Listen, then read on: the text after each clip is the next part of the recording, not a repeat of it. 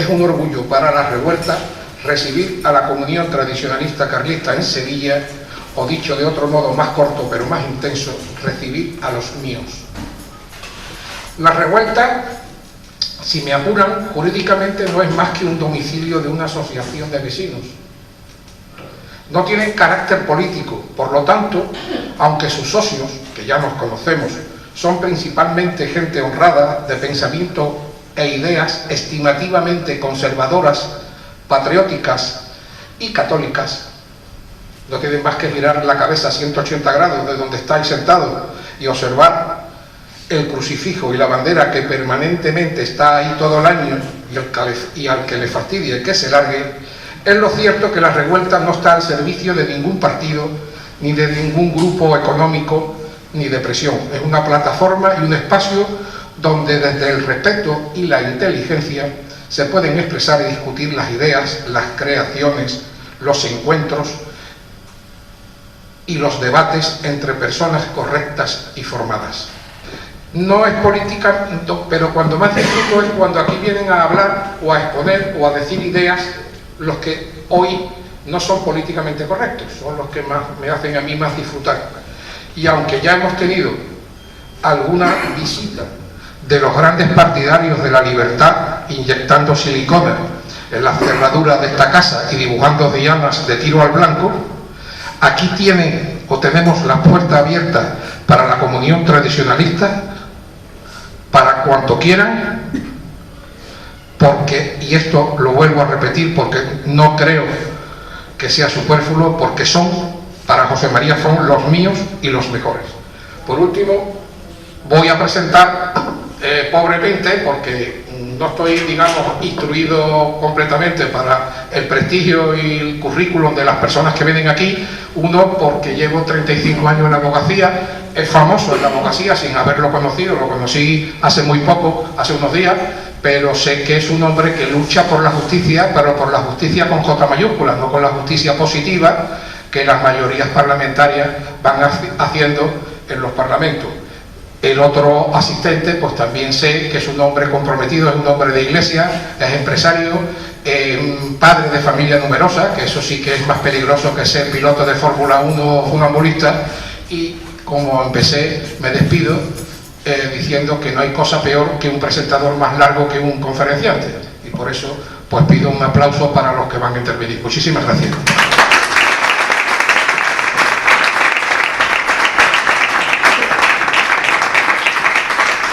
Yo no sé, sinceramente, si hablaré media hora o más o menos, no tengo ni idea, porque yo hago unas notas de lo que creo importante transmitir y yo, como soy un poco compulsivo, creo demasiadas cosas importantes.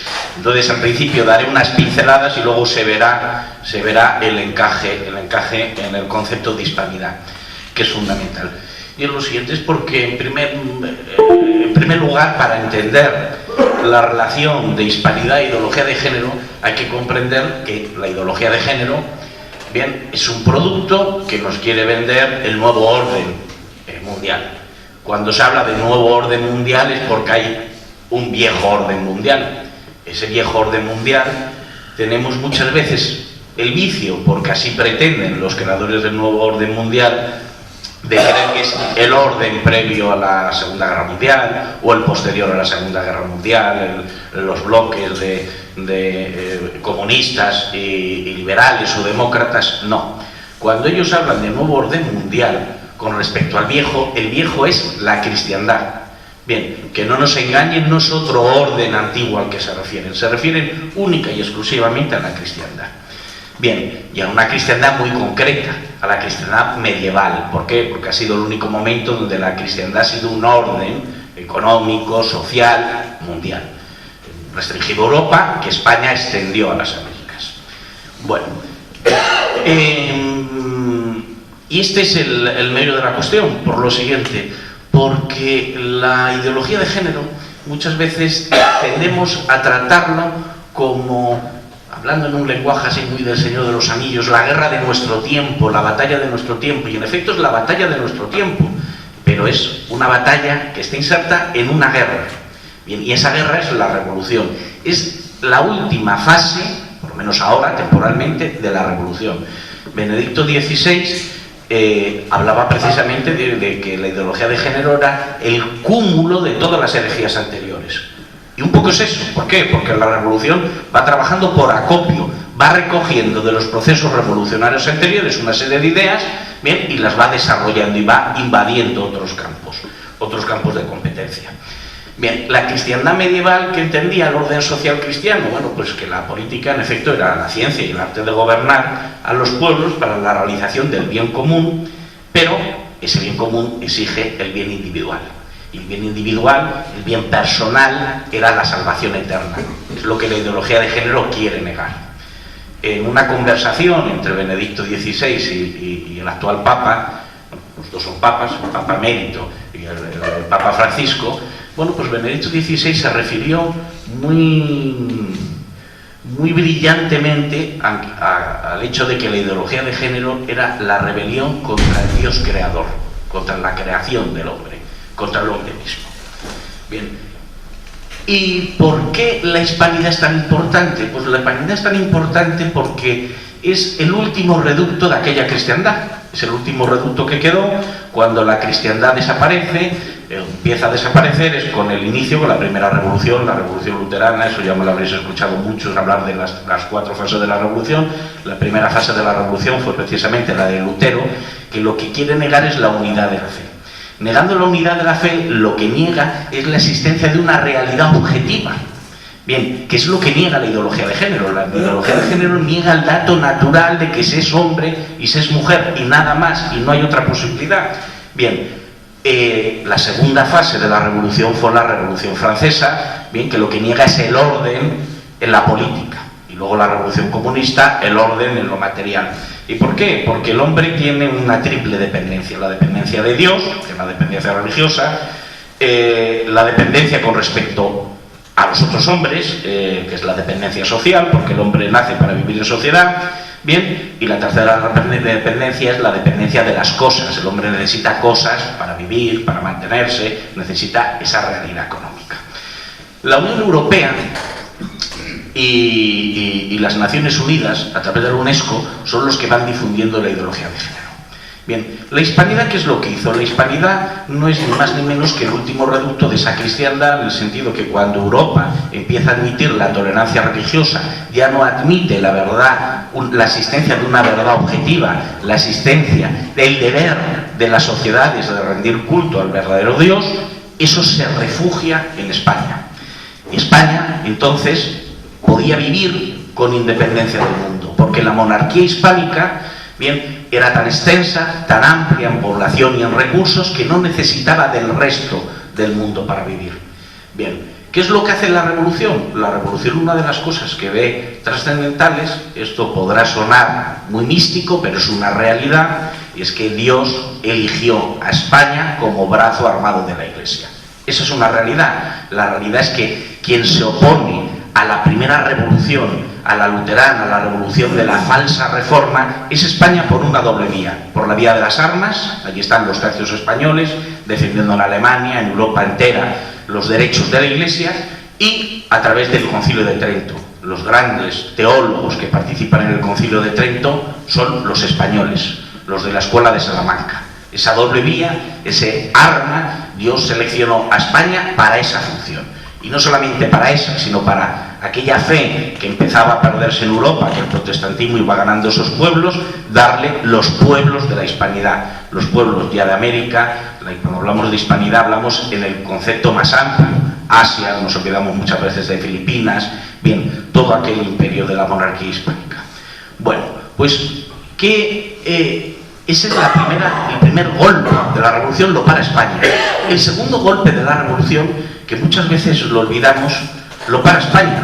Por lo siguiente, la Revolución Francesa se extiende, y quien la extiende, o se extiende a través de las batallas, es principalmente Napoleón, en una versión, ya si queremos, más conservadora, de menos excesos revolucionarios, pero precisamente la quiere extender al mundo a través de las armas.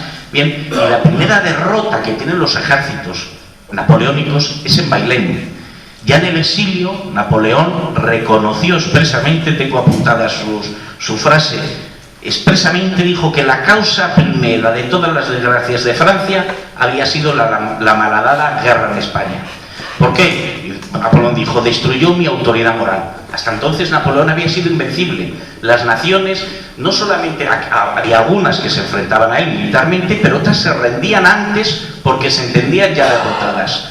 También decía Napoleón, complicó de dificultades la extensión de la guerra. Y en tercer lugar, sirvió de escuela a los soldados ingleses. En efecto, los soldados ingleses, el sistema napoleónico militar era completamente novedoso, y cómo se logró encontrar el secreto estratégico y táctico para vencer a Napoleón, pues con un campo de operaciones que fue España, donde a través de los guerrilleros españoles, del ejército de línea español y de los ingleses que estaban aquí, lograron encontrar el instrumento estratégico para vencer a Napoleón. Bien, pues España ya vemos que se opuso a esa primera revolución, a la revolución luterana, la falsa reforma. Se opuso muy eficazmente a esa segunda revolución, la francesa. El comunismo también, aunque parezca mentira, tuvo en España su lugar clave.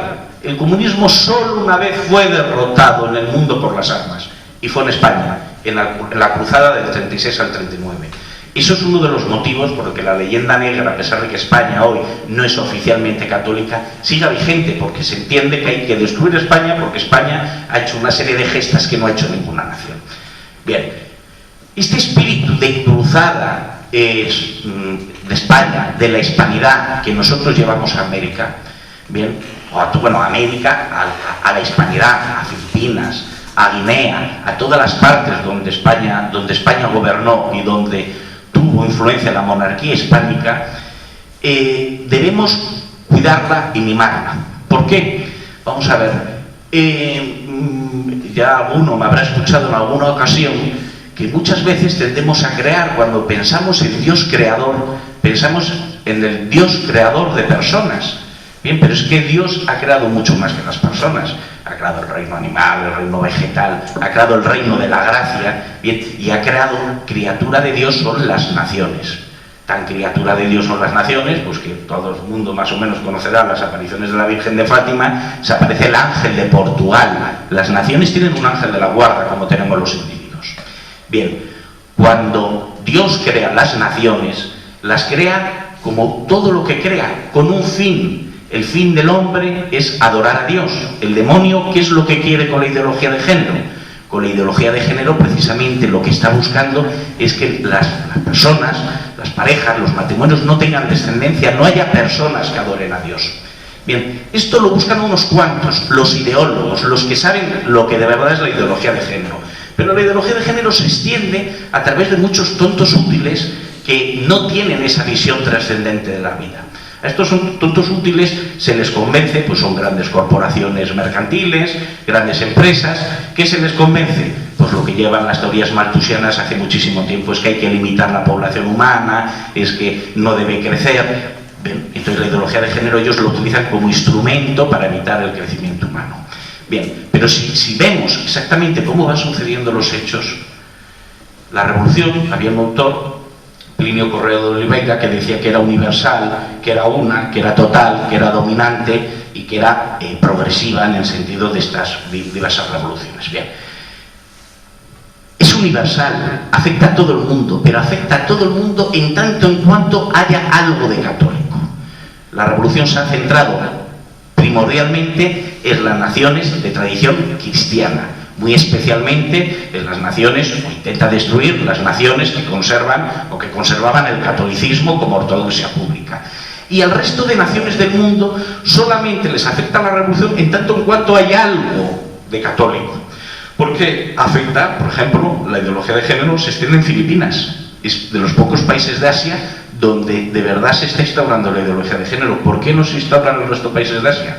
Porque la reminiscencia, el recuerdo católico es escaso, nulo o no existe. ¿Por qué no se extiende en los países árabes, en los países de creencias islámicas? Porque allí no hay presencia católica. Bueno, pues si vemos qué pasa, por ejemplo, con las corrientes inmigratorias, ¿qué es lo que se quiere favorecer? Que a Occidente vengan islámicos. Lo que no se quiere es que la cultura católica, los que somos católicos, tengamos hijos, que se sustituya esa masa laboral. ¿Por qué? Por personas que no rinden culto al Dios verdadero. Esa es la razón. Bien, Y ese es el instrumento que utiliza la ideología de género para extenderse mayoritariamente, porque todos nosotros pensaremos, ¿cómo es posible que una locura tal como sostener que un niño puede ser niña o que mañana puede volver a ser niño, que tenga sexo fluido o tenga cualquier tipo de identidad sexual, cómo es posible que se haya extendido a lo largo de los países occidentales y la gente lo haya tolerado? Pues lo ha tolerado porque hay una serie de personas que instrumentalmente les viene bien por su crecimiento industrial, por determinados motivos. Bien, entonces hablábamos de los motivos o la importancia de la hispanidad en el resto de procesos de lucha contra los procesos revolucionarios.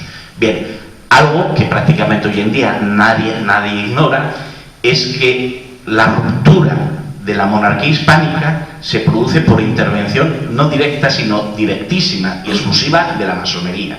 Es la masonería quien paga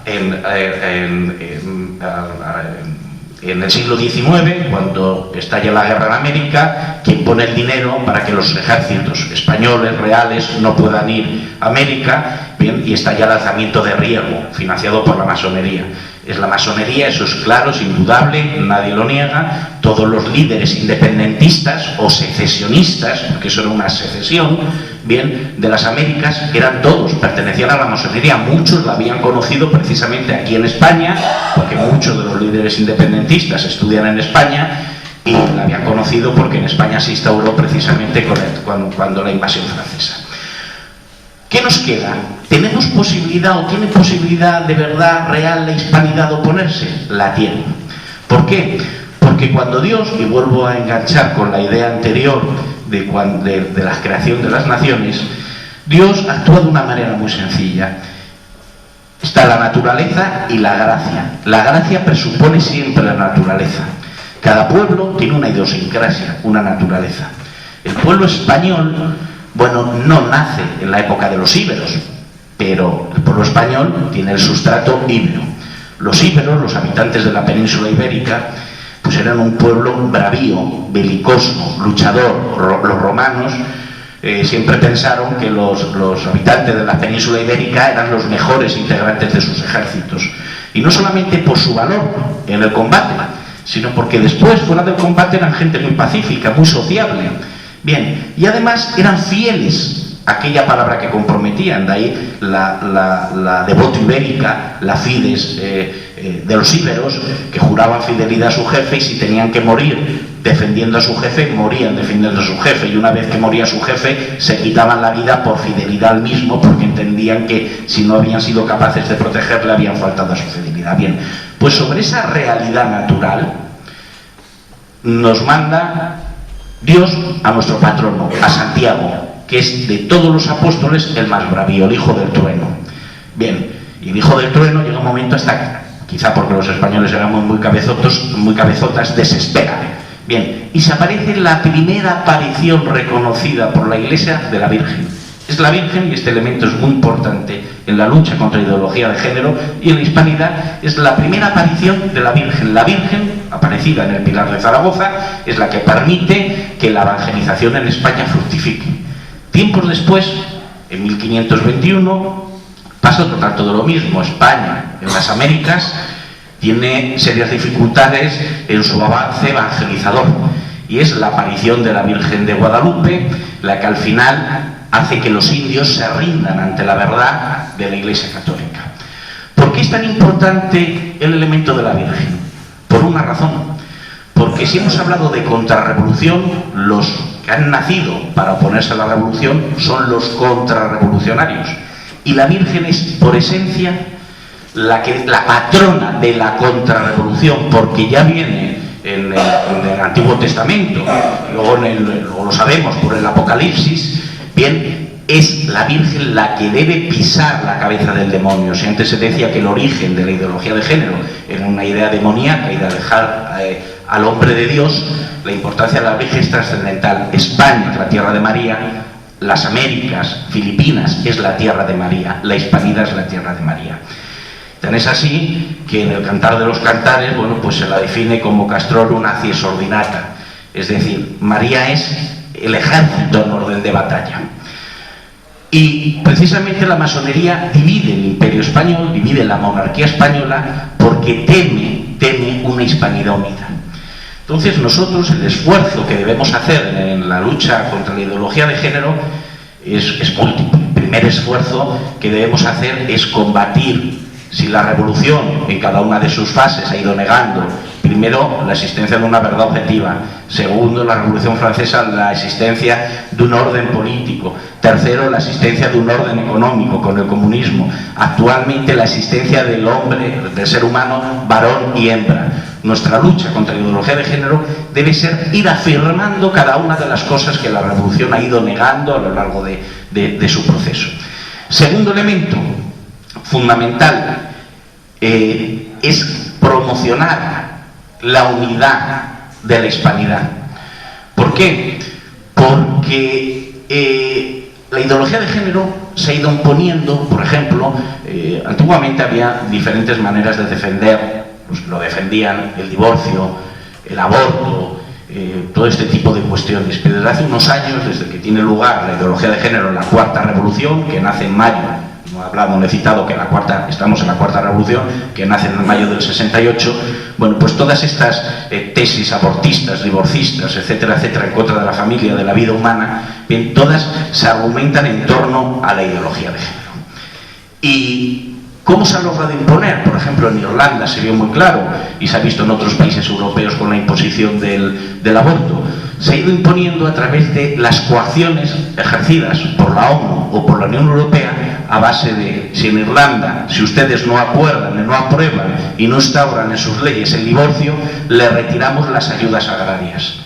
En la América española, ¿cómo se ha hecho? Exactamente lo mismo. O ustedes aprueban estas leyes o endurecemos los créditos internacionales, endurecemos nuestra política económica. Y es así como lo han conseguido. La única manera que tiene la hispanidad de poderse oponer es volver a ser aquella monarquía uniforme que podía vivir por sí misma. ¿Por qué? Porque tenía un caudal de medios económicos, humanos, tenía lo suficiente, no necesitaba el resto del mundo para hacer mercadeo, no necesitaba la ayuda económica de nadie. Su mercado era lo suficientemente grandioso para mantener toda aquella estructura de civilización cristiana.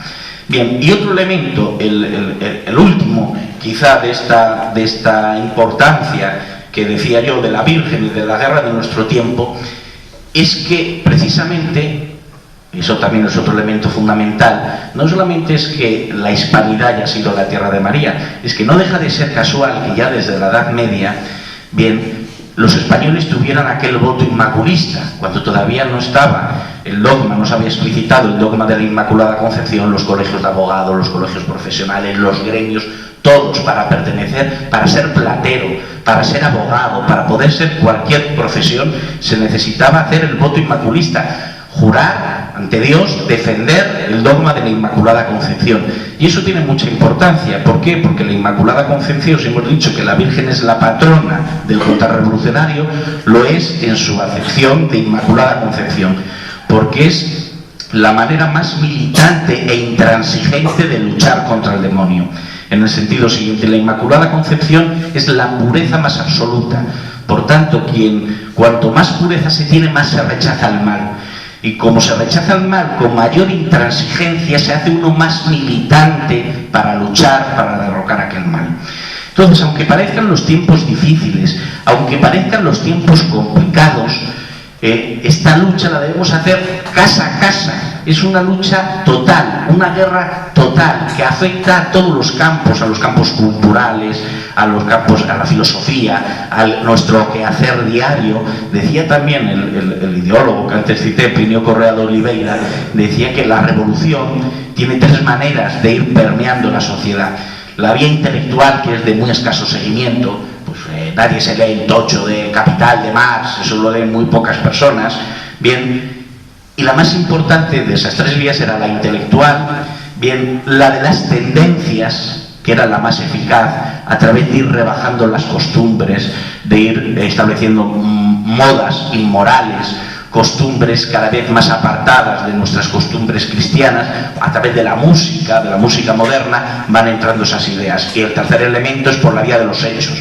Una vez que la revolución llega al poder, por ejemplo, y ha conseguido que en el mundo de la cultura se haya extendido la cultura de la muerte, por ejemplo, la cultura del aborto, aprueba la ley del aborto, y aun aquellos que en su día, o parte de aquellos que eran contrarios al aborto, una vez que la ven legislada, como la ven legislada, la ven ya como que tiene una autoridad moral, y por tanto acabas convirtiendo a otra parte aún mayor de la sociedad. Bueno, entonces, para no desesperar, no debemos creer que nosotros, bueno, pues estamos abandonados de la mano de Dios y nos toca combatir una guerra muy superior, o aparentemente muy superior a nuestra fuerza. Bueno, no estamos abandonados de la mano de Dios, porque ya en el libro de Job pues habla que la vida en esta tierra es milicia. Es decir, eso es lo que Dios quiere, milicia, lucha contra el mal. Bien, y en segundo lugar, voy a acabar simplemente con una cita, porque como aquí se había hecho de todo menos celebrar misa, pues yo no voy a celebrar misa, pero voy a terminar como si fuera una homilía, recordando un pasaje de los Macabeos, del libro de los Macabeos, que es cuando Judas se enfrenta a sus enemigos muy superior en número, pues los suyos, los Macabeos, están desesperanzados, creyendo que la derrota va a ser inmediata. Entonces, precisamente Judas les dice claramente, dice, ellos nos atacan, llenos de insolencia y de impiedad. Fijémonos en el tema de la insolencia y la impiedad, falta de piedad, no se quiere amar la pietas, la tradición, lo que nuestros padres nos enseñaron. La insolencia la vemos constantemente en las calles. Aquí se llega a la insolencia, por ejemplo, de dibujar una diana ahí en los cristales. Ellos nos atacan llenos de insolencia y de impiedad, para exterminarnos, que es lo que buscan, exterminarnos, no buscan derrotarnos, no buscan convencernos, buscan nuestro exterminio como obra de Dios.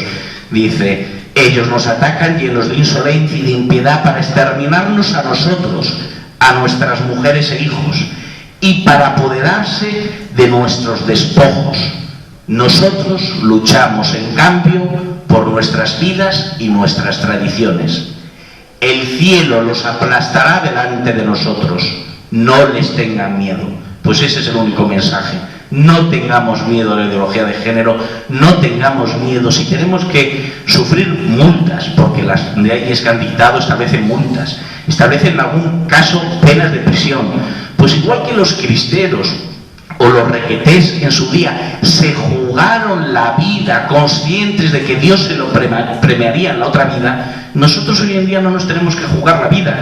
Qué fácil sería ganarnos el cielo, la salvación eterna, con tener que pagar una sanción administrativa o estar un fin de semana bajo la sombra en una prisión. Qué sencillo, qué barato nos están vendiendo la gloria, qué barato nos están vendiendo la salvación. Pues luchemos día a día, momento a momento, y si esta es la guerra de nuestro tiempo, hagámosla, pero hagámosla dejando consciente a los que nos rodean que es una parte de la batalla. La batalla es la revolución. Nosotros acabará triunfando el Sagrado Corazón de Jesús cuando seamos capaces de todo lo que ha ido negando la revolución a lo largo del tiempo, seamos capaces de afirmarlo y de hacerlo vida en la sociedad, vida concreta, instaurando otra vez cuerpos sociales intermedios, colegios de abogados como deben ser los colegios de abogados, corporativos, que rindan, que celebren la misa el día de su patrona, gremios, etcétera, etcétera. Eso se puede hacer, lo único que se necesita es voluntad.